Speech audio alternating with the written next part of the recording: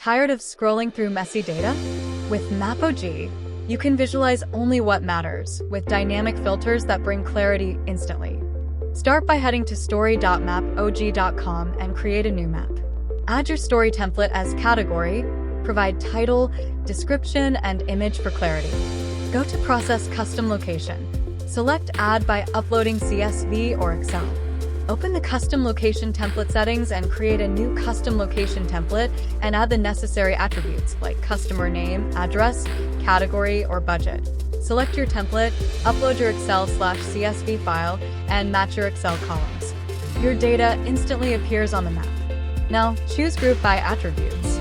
Pick the attribute you want to organize your data by, maybe customer budget. You can now refine this more by using the Filter option to filter by age or any other attribute. Your map will show only the filtered data. Then, customize by the Style layer. Go to Add Layer Style, choose Style by Category, select the same attribute, and choose your colors and icon size. Your data now stands out clearly through color and size differences. When you're done, click Preview and Share.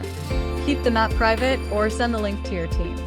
With MAPOG, you can make complex data simple, helping you visualize what truly matters for better and faster decision-making.